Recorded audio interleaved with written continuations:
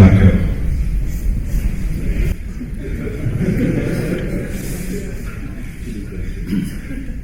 Mais pas le genre de hacker qui contourne les systèmes de sécurité dans un but criminel.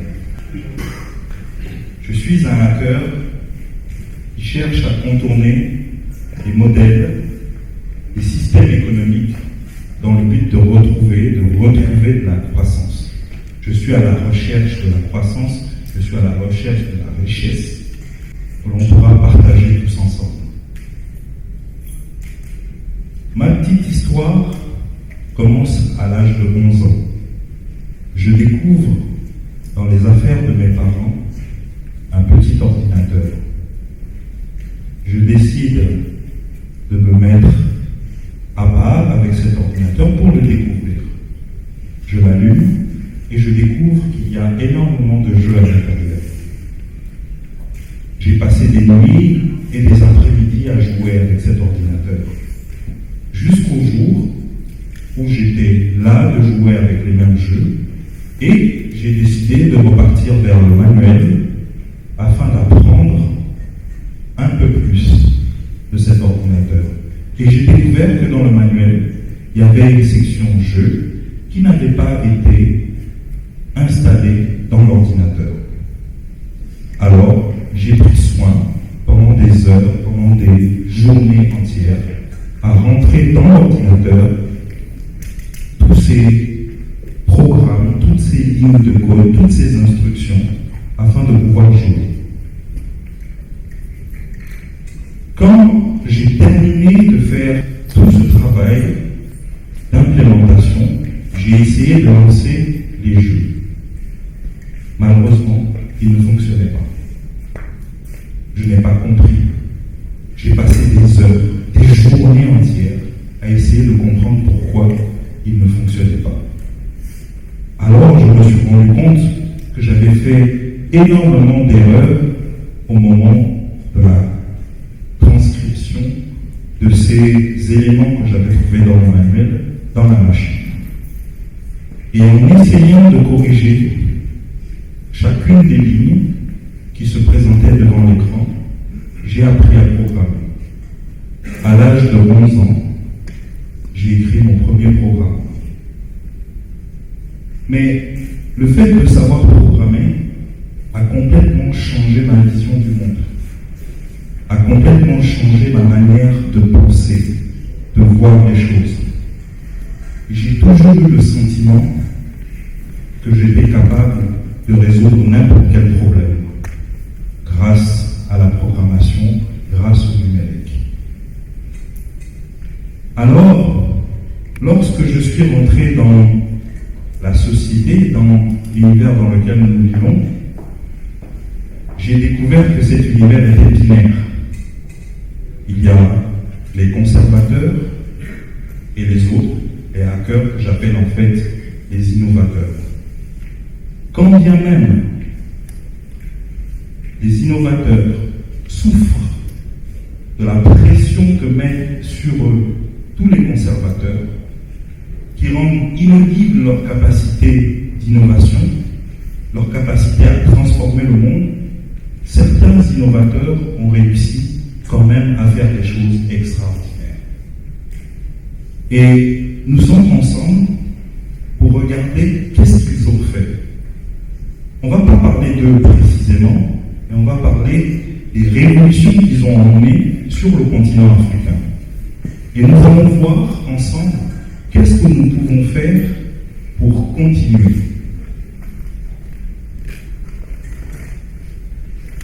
La première révolution, c'est celle de la téléphonie mobile. Les premiers entrepreneurs à vouloir se lancer dans le business de la téléphonie mobile ont eu énormément de mal à livrer pour le continent africain cette solution qu'est la téléphonie mobile. Pour lever des fonds, ça a été très difficile pour eux. Pourquoi? Parce que la question c'était, qu'est-ce qu'un Africain ferait d'un téléphone? Oui, qu'est-ce qu'un Africain ferait d'un téléphone? Si on regarde l'Afrique aujourd'hui, il n'y a plus un seul pays où on ne trouve pas 1, 2, 3, 4 ou 5 opérateurs de téléphonie mobile. Je crois que l'Afrique a su quoi faire d'un téléphone. C'est une success story, la téléphonie mobile. La téléphonie mobile est rentrée même dans les éléments de base qui permettent le développement d'un pays, autant que l'eau, autant que la santé, autant que l'éducation. Les communications sont devenues très importantes pour le développement économique. La deuxième révolution, c'est la plus intéressante. C'est celle de l'Internet mobile.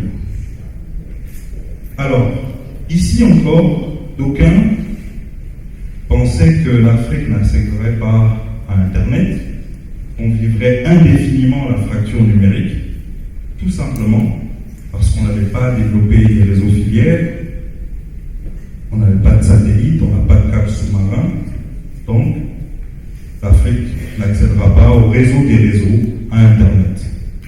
Mais une évolution des réseaux mobiles a permis aux téléphones mobiles de pouvoir accéder à Internet.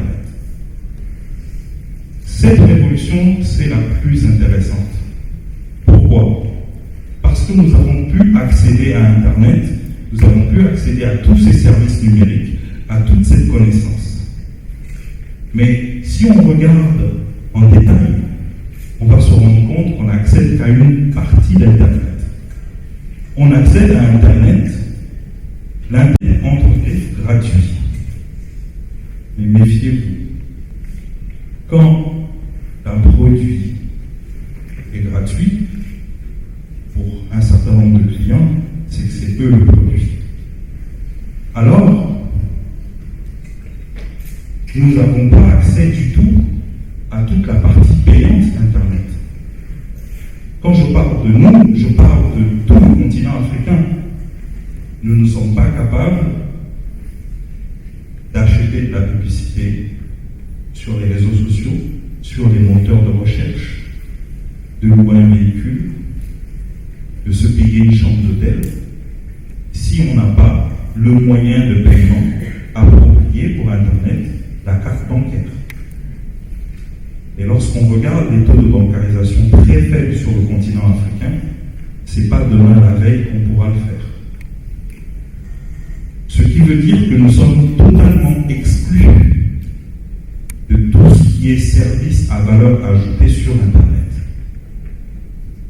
Mais pendant que l'on pensait que l'Africain allait continuer à garder son argent sous son matelas, une innovation quelque part au Kenya arrive et permet aux Africains de pouvoir conserver leur argent dans un portefeuille électronique, de pouvoir l'échanger, le partager avec d'autres personnes, donc le transférer, de pouvoir acheter des services vers l'opérateur qui offre le service, tels que les forfaits de communication ou alors du crédit de communication, mais aussi de pouvoir acheter des services dans les différents points de présence qui peuvent être des shops, des magasins ou des administrations. Et surtout, ça a permis aussi de pouvoir payer à distance. Alors, lorsque l'on regarde cette troisième révolution qui est le mobile money, on se dit, ok, c'est elle qui va nous permettre de pouvoir accéder aux services à valeur ajoutée sur Internet. Mais ce n'est pas le cas. Ce n'est pas demain la veille que les GAFA, Google, Amazon, Facebook, Apple, accepteront notre mobile money comme moyen de paiement et tous les autres derrière. Alors qu'allons-nous faire? Moi, je propose que l'on recrée les mêmes services qui existent dans la partie valeur ajoutée sur Internet, mais pour nous, mais que nous les connections à nos solutions de paiement, dont le mobile money. C'est quelque chose qui est faisable, c'est quelque chose déjà qui se fait. Mais lorsque nous aurons créé l'ensemble de ces services à valeur ajoutée sur des plateformes numériques, en fait, on aura recréé notre propre Internet. L'idée est là. Créons Afrinet, l'Internet de l'Afrique. Qu'est-ce qu'il nous faut réellement faire pour qu'Afrinet soit une réalité? Il nous faut 3 choses. Faciliter l'accès à Afrinet. Il nous faut faciliter la production de contenu. Il nous faut faciliter le paiement. Faciliter l'accès à Internet, il faut prendre une décision importante. La première décision qui doit être prise, c'est qu'Afrinet doit être, en termes d'accès, gratuit.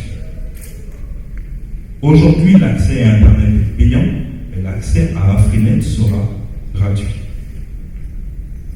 La deuxième chose qu'il faut faire, c'est permettre à tout le monde de pouvoir avoir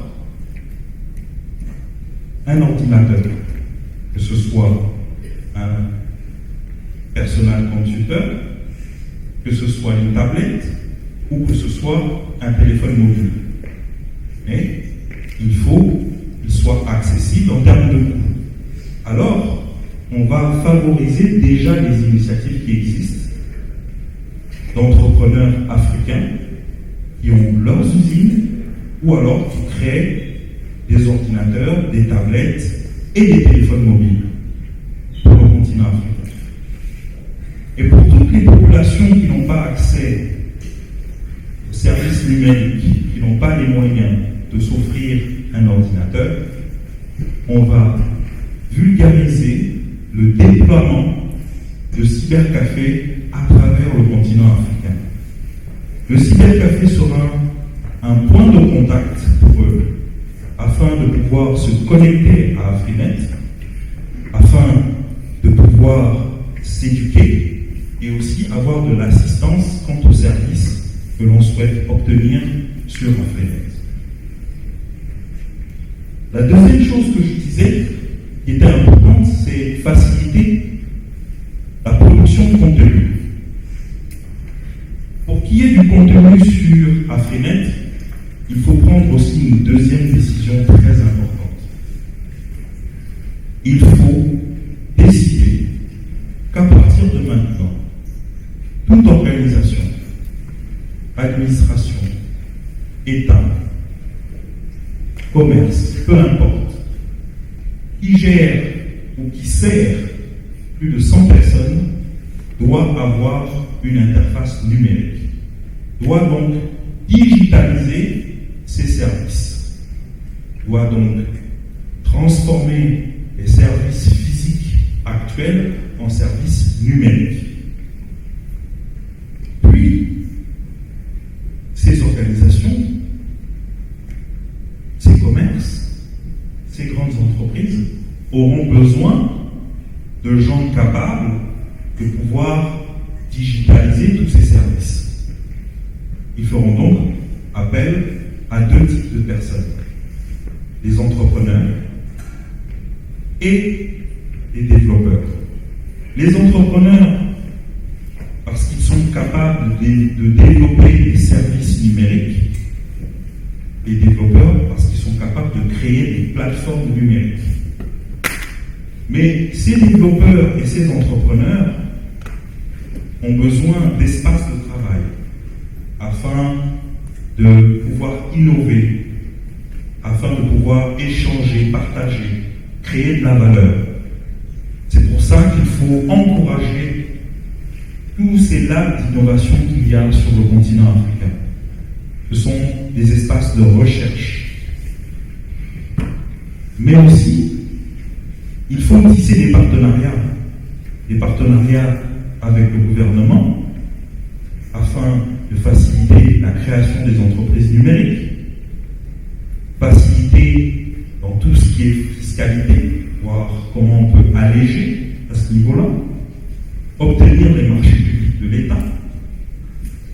Et il faut aussi tisser des partenariats avec les entreprises qu'on appelle des tech compagnies, donc les entreprises technologiques, qui vont pouvoir nous donner accès à leur technologie et aussi nous former à l'utilisation de ces technologies. Et troisièmement, je disais qu'il fallait faciliter le paiement sur Afrinet. Et pour cela, il faut prendre aussi un certain nombre de décisions. La première décision, toute organisation, grande entreprise, commerce, qui sert plus de 100 clients, devra obligatoirement accepter le mobile money comme moyen de paiement. Puis, on devra aussi autoriser, parce qu'un service disponible au Kenya pourra être acheté à partir de Kinshasa. Il faudra donc permettre les transferts et les paiements à l'international et cross-opérateurs, d'un opérateur A vers un opérateur B, ou d'un opérateur C vers un opérateur D. Si nous sommes capables de créer, d'accélérer cette économie numérique, alors nous sommes capables de créer de la valeur. En créant cette valeur, nous sommes capables de réinvestir cette valeur dans le monde physique. Parce qu'il n'est pas question de se focaliser sur le numérique et d'oublier le monde physique. On a toujours besoin de routes, on a toujours besoin d'hôpitaux, on a toujours besoin d'écoles. Mais en développant des services numériques, on crée de la richesse que l'on va utiliser pour construire des écoles, construire des hôpitaux. Mais le numérique va nous permettre de contourner, donc de hacker trois choses. D'abord le capital. Nous savons qu'il n'est pas évident d'obtenir des capitaux pour se lancer dans un projet, que ce soit un État, que ce soit un individu. Il n'est pas aisé de terminer dans les temps définis dans son project plan, dans son agenda pour le projet. Et il n'est pas aussi évident d'avoir les ressources humaines compétentes pour arriver jusqu'au bout de son projet. Mais grâce au numérique,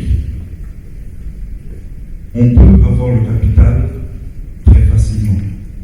Soit en levant le capital tous ensemble, via des mécanismes comme le crowdfunding, soit parce que ces entreprises gérées par des entrepreneurs du numérique ont énormément de demandes qui viennent en fait de toutes ces organisations à qui on est obligé de passer au numérique, vont donc acheter ces services et donc vont pouvoir accumuler du capital pour pouvoir investir dans leur projet. Le temps. On va pouvoir hacker le temps parce qu'en fait, développer un service numérique en moins de temps que de construire une école. Mais aussi, on va pouvoir profiter de l'ensemble des compétences qui existent sur le continent dans un domaine bien précis pour aider à réaliser le projet. Je prends un exemple. Supposons que l'on veuille construire 3 hôpitaux dans différentes régions pour aider les populations à accéder à des services médicaux. Ça nécessite énormément d'argent, de temps et de ressources qu'il faut mobiliser pour le faire. Mais si nous créons de manière intermédiaire, on n'abandonne pas ce projet, de manière intermédiaire, une sorte de WhatsApp médical, une sorte de plateforme qui met en relation des médecins et des patients, et les patients achètent les services numérique qu'offre cette plateforme avec le mobile money, on permet à des populations éloignées ou proches dans les zones urbaines de pouvoir accéder à des services médicaux. Réaliser une application comme celle-ci, un service comme celui-là, ne demande pas plus de 3 à 4 mois en termes de réalisation. On arriverait donc à satisfaire un certain nombre de besoins des populations beaucoup plus vite, qu'en essayant exclusivement d'évoluer dans l'univers physique. Alors, pour conclure, j'invite les gouvernants à prendre les 3 décisions importantes. Créer un Freenet et le rendre gratuit. Obliger toute organisation qui sert plus de 100 personnes à devenir numérique, puis imposer le mobile money comme moyen de paiement pour tous ces services numériques. Et j'invite aussi tous ces innovateurs, tous ces hackers qui sont frustrés parce qu'on vit dans un monde où on ne laisse pas la place à la nouvelle idée, on ne laisse pas la place à la différence. Rappelez-vous que tous ces gens qui ont réalisé cela ont réussi à le faire, quand bien même